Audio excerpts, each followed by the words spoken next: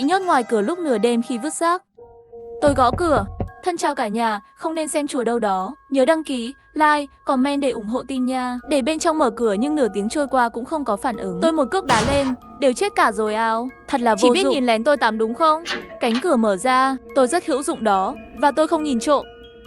Căn nhà mới thuê không sạch sẽ, tôi đã biết từ lâu rồi. Đôi khi là tôi trong gương đột nhiên bắt đầu cười lạnh. Đôi khi là vòi nước chảy máu. Cho đến khi tôi lấy một cái bát dính máu, nói muốn làm thành món tiết canh, thì nó đã dừng lại một cách thần kỳ. Tôi ngâm nga 2 tiếng, quả nhiên là một kẻ bắt nạt. Tôi đe dọa bên trung gian sẽ lên mạng đăng bài, làm cho anh ta không thể tiếp tục làm việc trong ngành này. Hắn mới nói với tôi không phải là người thuê nhà duy nhất. Cuối cùng anh ta trả lại cho tôi một nửa tiền thuê nhà. Tôi vui vẻ nhận. Dù sao trên thế giới này còn nhiều thứ đáng sợ hơn cả ma, đó là nghèo. Người có thể hiểu nhất định xem đến đây đã khóc ròng rồi. Tóm lại, tôi và người này miễn cưỡng hòa thuận với nhau. Chủ yếu là tôi đơn phương phớt lờ anh ta. Thấy chưa, bạo lực lạnh ma cũng không chịu nổi. Mỗi ngày khi tắm tôi cảm thấy lạnh sau lưng. Tôi đã mắng mấy lần rồi, nhưng đối phương liên tục không chịu đi. Lần sau vẫn lạnh. Tôi chỉ cảm thấy thoải mái khi tắt điều hòa không khí và mở cửa để tắm. Tiết kiệm tiền điện cho tôi vào một ngày nóng. Thật ngọt ngào. Hôm nay là ngày thứ 15 liên tiếp tôi làm thêm giờ. 2 giờ sáng, tôi nằm trên giường mới nhớ ra rác không vứt. Tôi suy nghĩ nửa phút. Trời nóng quá. Tôi rất sợ Gián ngửi thấy mùi thối rữa. Đến nhà tôi ở, tôi chỉ định đặt rác xuống cầu thang, ném rác vào thùng rác như xác chết biết đi. Đêm khuya dưới ánh đèn đường mờ ảo, bộ mặt vàng, cơ bắp, cơ thể gầy và yếu ớt này của tôi chắc còn đáng sợ hơn cả ma cô đơn. Tôi vô cảm lên lầu, đi đến cửa móc túi. Giây tiếp theo, tôi suýt làm rách bộ đồ ngủ của mình. Ở đâu ra vậy? Tôi nhìn cánh cửa, suy nghĩ vài phút. Rốt cuộc là ngủ trên đường là nguy hiểm, hay là trực tiếp đến công ty làm việc là nguy hiểm? Hình như cái sau có thể trực tiếp dẫn đến cái chết đột ngột của tôi. Tôi lắc đầu, cố gắng tỉnh táo một chút. Một ý nghĩ trong đầu, rồi gõ cửa. Con ma bên trong mở cửa ra, không có gì trong phòng cả. Tôi đợi một lát, vẫn không có phản ứng. Tố chất và tính cách của tôi đều không còn tử tế nữa. Thế là tôi đá lên. Chết rồi sao còn vô dụng như vậy, chỉ biết nhìn lén tôi tắm đúng không? Cửa mở ra, tôi bị gió lạnh đóng băng đến mức thông linh. Nhưng hôm nay tôi lỗ. Chỉ yên lặng khóa cửa, trèo lên giường để ngủ. Nửa tiếng sau, một đôi tay nhợt nhạt vén chăn của tôi lên. Tôi rất hữu dụng, và tôi không nhìn trộm. Tôi mơ hồ ôm đôi bàn tay lạnh lẽo kia. Ha ha, anh nói đúng. Tay anh to quá, lạnh quá, thoải mái quá. Ngày hôm sau ngồi ở trạm làm việc, tôi ngơ ngác mở trang tìm kiếm khoa si. Nếu là ma thì sao? Nuôi ma cần gì? Trong nhà có ma sẽ ảnh hưởng đến tôi phát tài sao? Đồng nghiệp hỏi tôi có chuyện gì vậy? Cả ngày đến tối bàn chuyện sống chết. Tôi không biết phải nói gì. Bởi vì sáng nay thức dậy, phong cách vẽ tranh của người trong nhà bỗng nhiên thay đổi. Trong bếp có 4 món ăn và 1 món súp, đóng gói vào hộp cơm. Khi đánh răng, tự mình trong gương bỗng nhiên đỏ mặt. Mặt tôi, nhìn tôi đỏ mặt như bị bệnh. Nhưng tôi nghĩ không cần trắng. Trước khi ra ngoài còn cố ý tự nhủ, gần đây rất bận, không cần dọn dẹp. Tỉnh táo trở lại, tôi cảm thấy như mình đã học những điều tồi tệ từ tên ma sống chung mình, bóc lột sức lao động của một kẻ lười biếng. Tôi quyết định tối nay quay lại ngả bài với anh ta. Dù sao người quý khác đường, hy vọng hắn không nổi giận. Tôi tan làm đúng giờ với tâm trạng đau buồn. Khi đẩy cửa, suýt nữa thì bị mù bởi những viên gạch lát sàn sáng bóng trong nhà. Có tiếng nước từ ban công. Tôi bước chậm lại, vừa đúng lúc đối mặt với một khuôn mặt đang bối rối. Người đàn ông tóc trắng quỳ trên mặt đất, trong tay còn cầm thứ gì để đầu mũi. Tôi nhìn chăm chú, má đỏ bừng. Là chiếc quần nội y của tôi với hình dâu tây. Hắn hoảng hốt buông xuống. Tôi không cố ý hôn bộ đồ nội y của cô. Trên khuôn mặt nhợt nhạt của hắn hiện ra vẻ đỏ mặt bệnh hoạn. Tôi muốn giúp cô giặt quần áo, nhưng hình như lấy nhầm rồi. Tôi muốn ngửi xem có bẩn không. Tay tôi che mặt chậm rãi đặt xuống. Mới phát hiện trên ban công treo gọn gàng quần áo tôi đã thay ngày hôm qua. Bộ 3 mảnh trên giường cũng đã được giặt xong. Tôi bỗng nhiên ngưỡng mộ. Đồng nghiệp của tôi thúc giục tôi tìm bạn trai mỗi ngày. Trong nhà có một cô con mắc xinh đẹp, dịu dàng, so với cái gì cũng tốt hơn. Mặc dù con ma này không mềm cũng không ấm áp, nhưng đàn ông biết nấu ăn rất hấp dẫn. Con ma biết nấu ăn thật sự rất đẹp trai. Vòng eo của anh ta bị tạp dề ôm cực kỳ nhỏ, vai rộng eo thon trông rất bắt mắt. Nhìn hắn tôi muốn chảy nước miếng. Hắn bỗng nhiên quay người, tôi vô thức lau khóe miệng. Hắn đi tới và cúi đầu về phía tôi. Giúp tôi buộc tóc lại được không? Tôi làm theo chỉ dẫn của anh ta như một con rối.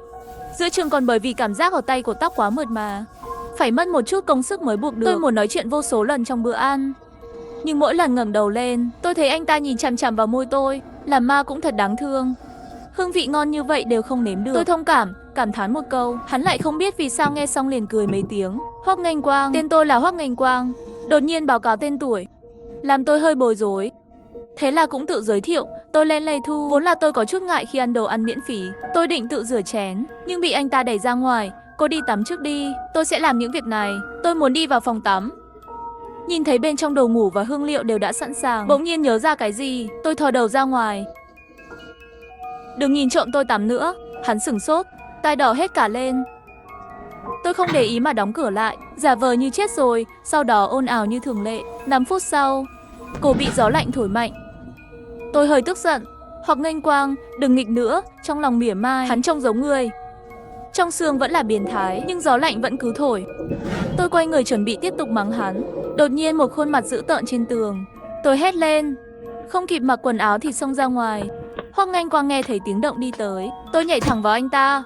Có ma trong phòng tắm. Tôi ngẩng đầu lên. Tôi nhìn thấy đôi mắt gần trong tầm tay. Trong đôi mắt đó, ánh mắt anh ta dừng trên ngực tôi. Má của Hoắc Nghênh Quang bắt đầu đỏ lên. Rồi hắn nhắm mắt. Tôi chớp mắt. Tôi thấy mình bị nhét vào giường. Hoắc Nghênh Quang vào phòng tắm lại đi ra. Trong tay hắn có thêm một cái gương nhỏ. Đó là một chiếc gương cổ đã mở. Bằng cách nào đó, các thợ thủ công đã đóng nó vào tường. Giây tiếp theo, chiếc gương đó ở trong tay anh ta bị nắm vỡ vụn. Đừng sợ, chỉ là một vật chết không cam tâm mà thôi. Sau đó anh ấy đặt quần áo của tôi lên giường, quay lại bếp tiếp tục lau dọn.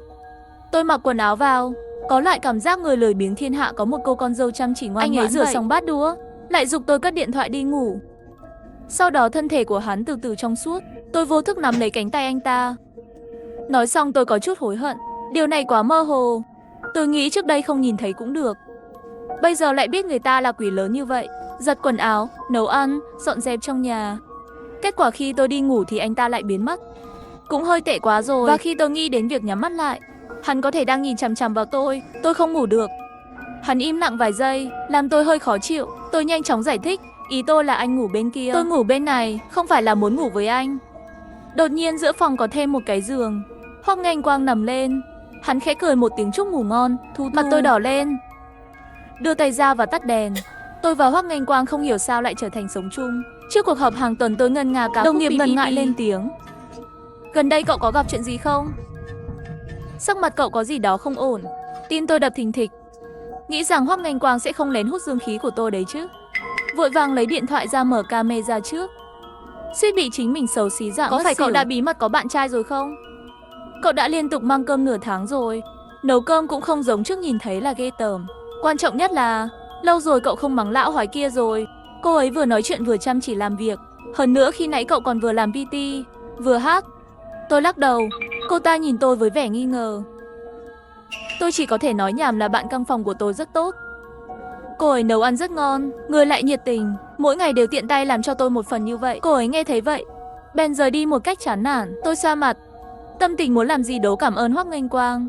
Vì vậy, khi tôi về nhà vào ban đêm, tôi cố tình ngồi tàu điện ngầm thêm nửa tiếng nữa mới mua được hương trúc cho Hoắc Nghênh Quang coi. Tôi kéo anh ta ngồi xuống trước bàn, đặt thức ăn đã mua vào đĩa. Sau đó tắt đèn, đốt hương trúc. Bà già ở cửa hàng nói, hương trúc rất thơm, mà có thể ăn những thứ này. Hắn chớp mắt, hết nhìn tôi, lại nhìn đồ ăn trên bàn. Cái này tất cả trên này đều là cho tôi. Tôi gật đầu, mặc dù bà tôi nói hoa quả có vị ngon nhất, nhưng nhìn anh như thế này, lúc còn sống chắc chắn chưa từng ăn đồ ăn vặt. Yên tâm, có Lê Thu tôi thì tôi ăn miếng cơm, anh cũng có miếng cháo. Hoắc Nghênh Quang trên mặt có chút không đồng ý, nhưng vẫn cúi đầu xuống. Hôm qua cô mới đến muộn, tháng này không còn nhiều lương nữa rồi. Mấy cái này đắt lắm phải không? Người xưa nói dưới ánh đèn có người đẹp. Quả nhiên không sai, mặt bên của Hoắc Nghênh Quang dưới ánh nến trông như được vẽ ra, lại giống như người đẹp ngắm hoa trong phim cổ trang, chỉ là vừa thưởng thức món gà xương cay nóng hổi. Tôi nhìn đi chỗ khác, hôm nay là thứ năm điên cuồng, rất rẻ. Hắn nhìn tôi lờ mờ. Tôi mới nhận ra mình nên mua cho hắn một cái điện thoại di động. Khi nghĩ đến việc tôi không có ở nhà, một con ma, ngoài việc giặt giũ và nấu ăn, những lúc khác đều chờ tôi về nhà. Cảm giác như có một chú chó con. Khi tôi phản ứng lại, tay đã tự động chạm vào đầu của Hoắc Nghênh Quang.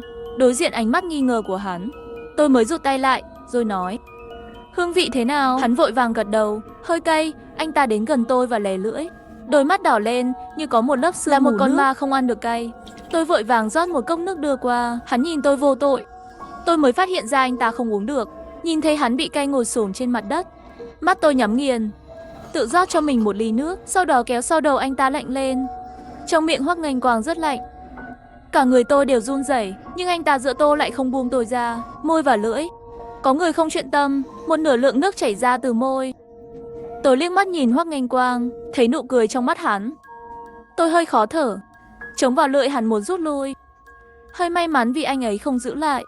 Lại cảm thấy có một chút mất mát. Tôi thấy anh ta đột nhiên đến gần, càng ngày càng hung ác đè xuống. Anh ta kéo sau đầu tôi, đè tôi xuống thảm. Hoắc Nghênh Quang bị tôi đuổi vào bếp. Tôi đã nếm thử một miếng gà xương thơm, khám phá bất ngờ. Sau khi Hoắc Nghênh Quang nếm thử, những thực phẩm này thực sự không còn hương vị nữa, nhưng những thứ này vẫn còn tốt. Tôi cầm nó lên và đi vào bếp, lấy nồi áp suất ở đáy hộp ra. Hoắc Nghênh Quang nhíu mày nhìn tôi, cho gà vào nồi và thêm nước. Tôi dương dương tự đắc, anh chưa từng thấy nó nhỉ? Đây là công thức nấu ăn tôi xem trên mạng. Mặc dù mùi thịt không còn nữa, nhưng xương vẫn có thể nấu súp. Hoắc Nghênh Quang không nói gì cả. Sáng hôm sau, tôi bị đánh thức bởi mùi thơm của súp gà. Anh ta tỏ ra ngạc nhiên, Thu, kỹ năng nấu ăn của cô cũng quá tốt phải không? Súp gà thơm quá. Tôi mở nồi áp suất, mặt vô cảm nói wow, tuyệt vời. Gà xương thơm của tôi đã biến thành cả một con gà rồi. Mặc dù tôi đối với hành xào lén lút đổi gà xương thơm của anh ta có chút bất mãn, nhưng súp gà rất ngon. Cho đến giờ ăn trưa, một đống đồng nghiệp nam đột nhiên đến trêu chọc tôi thật mệt mỏi. Đúng vậy, Tiểu Lê gần đây thay đổi rất nhiều. Có phải cô muốn yêu đương rồi phải không? Không bằng thử với Lão Uông xem. Hắn thường xuyên nhìn trộm Tiểu Lê cô đó. Lão Uông mà họ nói là giám đốc bộ phận bên cạnh. Hơn tôi 8 tuổi, khoảng 200 cân, thân thể toàn dầu. Tôi muốn tìm nồi áp suất để ninh. Người này rất thích quan tâm theo dõi đến những nhân viên nữa mới vào công ty. Có lẽ vì sự im lặng của tôi đã cho họ niềm tin. Bọn họ thảo luận càng ngày càng lớn tiếng. Vậy Tiểu Lê phải nhớ mặc váy. Những ông già như chúng tôi đều thích xem chân đẹp.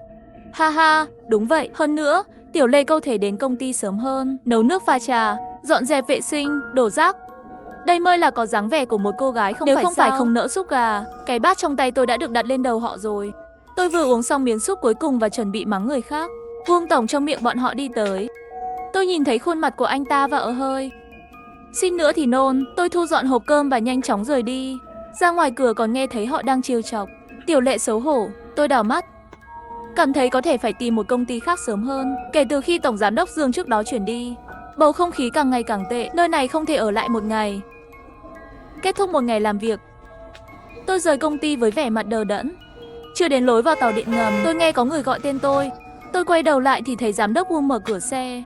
Hắn lắc cái quần chắc nịnh của mình đi về phía tôi. Tiểu Lê, tối nay cùng nhau ăn cơm nhé. Các đồng nghiệp nam khác trên xe đều là ó. Đi hát đi. Tôi tránh những ngón tay mập mạp của anh ta. Giám đốc Uông, nhà tôi còn có việc. Cô như vậy là vô lễ rồi. Những người khác cũng xuống xe. Tiểu Lê sao vậy, ngay cả mặt mũi của giám đốc Uông cũng không cho sao? Lão già đó đã đi rồi. Nếu cô đắc tội với tổng giám đốc Uông, ngày mai sẽ phải cút đấy. Nói xong có người đưa tay nắm lấy cánh tay tôi. Có người đẩy tôi. Có mấy cô gái đi ngang qua, dũng cảm bước đến hỏi, có phải tôi bị ép không? Bớt quản chuyện người khác đi. Uông tổng của chúng tôi cãi nhau với bạn gái. Tôi đá anh ta một cái rồi nói, em gái giúp tôi gọi cảnh sát. Thì trên mặt Uông Hạo run lên. Mọi người chỉ đùa thôi. Một đám người rời đi. Tôi đến xin lỗi các cô gái, lại sợ Uông Hạo theo dõi bọn họ, bảo họ nhanh chóng rời đi. Chị ơi, chị cũng chú ý an toàn nhé. Tôi lên tàu điện ngầm, buồn bã mắng họ cả trăm lần trong lòng. Vừa đến cửa tiểu khu vừa vặn nhận được điện thoại là chuyển phát nhanh. Sau khi tôi lấy chuyển phát nhanh mới vui lên chút. Chẳng qua chỉ là một công việc. Cái cũ không đi, cái mới không đến. Tôi vừa mở cửa thì bị Hoắc Nghênh Quang ôm lấy. Hắn một tay đóng cửa, một tay nâng cằm tôi hôn xuống. Tôi mơ hồ nghĩ, cũng may là Hoắc Nghênh Quang không hỏi chúng ta là quan hệ gì. Nếu không tôi chỉ có thể nói một câu tình bạn thuần khiết. Anh ấy có vẻ rất thích những thứ này, giống như mèo con và chó con của nhà đồng nghiệp, thích đánh dấu con người bằng hương vị của họ. Mỗi lần tôi không thở được, kéo đến mấy sợi tóc trắng của hắn mới dừng lại. Lần này cũng không ngoại lệ. Hắn miễn cưỡng lui ra, giúp tôi lau ảnh nước ở khóe miệng. Tôi nhét chuyển phát nhanh vào tay anh ta, cho anh đó. Hắn cẩn thận mở ra, sau đó cầm điện thoại không biết phải làm gì. Tôi thấy anh ta trông rất buồn cười. Đột nhiên phát hiện mình càng ngày càng quen. Cười với con ma cũ này. Tôi ngồi trên ghế sofa, vẫy tay bảo hắn ngồi xuống. Sau đó nhấn phím khởi động, dạy anh ấy cách đăng ký tài khoản, cách gửi tin nhắn trên mạng. Hoắc Nghênh Quang đại đa số mọi việc đều rất thông minh. Hắn nói biết nấu ăn là vì thường xuyên xem người dân khác nấu ăn. Sẽ lâu thôi. Các sản phẩm điện tử cũng dễ dàng với anh ta. Hắn nhanh chóng học được. Lưu túi biểu cảm tôi gửi cho anh ấy và sử dụng thành thạo. Nhưng trước sự ngạc nhiên của tôi, anh ấy không nghiện điện thoại di động, còn bảo tôi đừng xem nữa, bởi vì trên mạng nói điện thoại xem lâu không tốt cho mắt. Không ngờ anh ấy lại học nhanh như vậy. Tôi miễn cưỡng chuẩn bị đặt điện thoại xuống. Đột nhiên điện thoại bật lên một video được gửi bởi số tiếp thị. Vừa rồi, có một vụ tai nạn xe hơi ở thành phố. 2 người chết, 2 người bị thương. Tôi nhìn lướt qua. Tôi nhìn thấy hiện trường vụ tai nạn xe hơi chưa được mã hóa đầy đủ. Khuôn mặt quen thuộc nhưng đẫm máu lóe lên. Tôi sợ đến nỗi vứt hết điện thoại ra ngoài. Hoắc Nghênh Quang cúi xuống cầm điện thoại di động, nhìn vào màn hình. Giọng nói của hắn cực kỳ bình tĩnh. Xem ra em không cần phải từ chức. Tôi vẫn chưa hồi phục sau bức ảnh đẫm máu đó. Hơi lạnh. Làm sao anh biết tôi sắp nghỉ việc? Còn có Uông Hạo, tai nạn xe hơi của họ có liên quan đến anh không? Trên mặt Hoắc Nghênh Quang, biểu cảm ôn hòa thường ngày bỗng nhiên biến mất, làm tôi cảm thấy xa lạ. Hắn bỏ điện thoại xuống, bọn họ rất phiền phức, đáng chết. Tôi hít một hơi. Đây còn là cô dâu hiền lành dịu dàng của tôi không? Hắn tiến lại gần tôi, sau khi ép tôi lại vài bước, bị hắn nhốt trên ghế sofa, nhưng ngón tay dài chạm vào môi và lưỡi của tôi. Anh nhớ em mỗi ngày. Thu Thu, mỗi buổi sáng khi tôi hôn em, anh đã để lại một chút dấu vết trên cơ thể em, để anh có thể thấy Thu Thu đã trải qua những gì cả ngày. Giọng nói của hắn bỗng nhiên trở nên hung ác, không ngờ lại nhìn thấy những thứ chết tiệt đó. Tôi hơi mất tập trung, không ngờ rằng khi đi làm tôi nói năng khi nói chuyện với đồng nghiệp đều bị Hoắc Nghênh Quang nhìn thấy cả. Tôi bỗng nhiên có chút nhớ lại, đã đến lúc không nên làm phiền anh ta. Hắn cúi đầu, đôi môi lạnh lẽo trên vai tôi. Thu Thu, em tức giận rồi sao? Em sẽ rời khỏi đây sao? Vẫn sẽ tìm những hương trúc kia cho tôi nữa chứ? Em là người đầu tiên mua cho tôi điện thoại di động, mua hương trúc, người chia sẻ thức ăn với tôi. Cho dù em để họ bắt tôi cũng sẽ ngoan ngoãn đầu hàng. Giọng nói của hắn càng ngày càng hưng phấn. Tôi run lên vì lạnh, cảm thấy sắp bị thấp khớp rồi. Cuối cùng không thể chịu đựng được, lấy một cái sau đầu anh ta, tóc, buộc hắn ngẩng đầu lên. Người có bệnh thì đi trị, tiền của tôi không phải do gió mạnh thổi tới đâu. Tôi đã trả tiền thuê nhà 1 năm.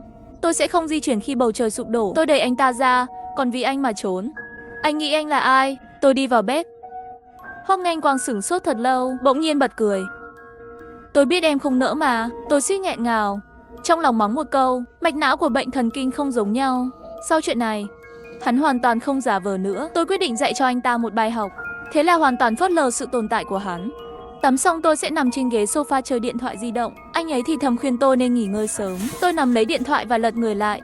Điện thoại đột nhiên chuyển sang màu đen. Hình ảnh của video ngắn biến thành một khuôn mặt chỉ đâm người. Tôi giật mình, suýt nữa thì ngã khỏi ghế sofa. Hoắc Nghênh Quang ôm lấy tôi. Thu Thu, em nên ngủ đi. Ngoại trừ lúc mới chuyển đến. Đã lâu rồi tôi không bị dọa, phải mất vài giây để phản ứng. Là Hoắc Nghênh Quang làm trò. Tôi giơ tay liền cho hắn một cái tát, rồi vào phòng ngủ, khóa cửa lại. Mặc dù điều này không thể ngăn cản anh ta, chỉ là có tác dụng tâm lý với tôi. Sáng hôm sau, tôi thức dậy như thường lệ, chỉ là trước khi đi, không lấy hộp cơm trên bàn, cũng bỏ qua khóa của ai đó. Sau đó tôi phát hiện cửa không mở được. Thời gian trôi qua từng chút một. Hoắc Nghênh Quang ôm tôi từ phía sau. Thu Thu, hôn tôi là được rồi. Tôi cười và buông tay ra. Hắn nghĩ tôi sẽ hôn hắn, vừa cúi đầu xuống thì lại bị một cái tát lớn vào mặt. Tôi rút tay tê dại ra mở cửa. Lần này tôi nhẹ nhàng kéo cửa là mở ra. Sau khi đến công ty, đồng nghiệp thì lặng lẽ hỏi tôi, cô có biết về vụ tai nạn của giám đốc Uông không? Nghe nói rất kỳ lạ. Trên camera giám sát cho thấy chiếc xe đột nhiên mất kiểm soát. Sau đó điều tra phát hiện không có vấn đề gì, may mà không đụng phải người khác. Ông chủ lớn hình như đã chuẩn bị tìm người làm pháp sự rồi. Cố nhiên người đang làm trời đang xem. Một số đồng nghiệp bị họ quấy rối trước đây, nghe nói đều gửi vòng kết nối bạn bè để ăn mừng rồi. Mấy tên này cũng là ác giả ác báo. Tôi không đánh giá gì cả, trở lại trạm làm việc đi làm bình thường. Không ai phát hiện ra sự khác biệt của tôi. Đột nhiên điện thoại liên tục có tin nhắn báo âm vang lên. Em yêu, anh ở nhà một mình chán quá. Em yêu đeo kính trông thật xinh đẹp. Tại sao em bé phải nhìn người khác? Đừng nhìn, hình như bọn họ đều không xong rồi. Xin lỗi, tôi lại nhìn lén em bé rồi. Nhớ trừng phạt tôi nhé. Hai cái tát kia hình như còn đánh cho hắn vui rồi, nhưng con mà ngu ngốc, chắc là không biết còn có chức năng kéo đen nữa. Sau khi tôi kéo hắn đen, cuối cùng cũng dừng lại. Nghĩ đến việc anh ấy nhìn vào dấu chấm than màu đỏ, tôi có chút không nhịn được cười. Vừa vặn nhận được thông báo, bởi vì tai nạn của giám đốc Uông, Dương Tổng sẽ được chuyển về. Tôi thì thầm hỏi một câu. Khi đi đến phòng pha cà phê, nghe thấy tiếng ồn bên ngoài, tôi đưa đầu ra nhìn. Vừa đúng lúc nhìn mặt đại sư mặc đạo bào, sợ đến nỗi tôi nhanh chóng lùi lại. Sau đó lại sợ hãi đưa Hoắc Nghênh Quang kéo ra khỏi danh sách đen, lặng lẽ hỏi hắn dạo xưa có thể tìm thấy hắn trên người tôi không. Anh ấy thậm chí còn học cách gửi túi biểu cảm khuôn mặt, cũng không biết tìm ở đâu một bộ biểu cảm mèo trắng nhỏ, trông hơi giống anh ta. Gửi một biểu cảm nghi ngờ của mèo con. tôi đánh máy lén lút.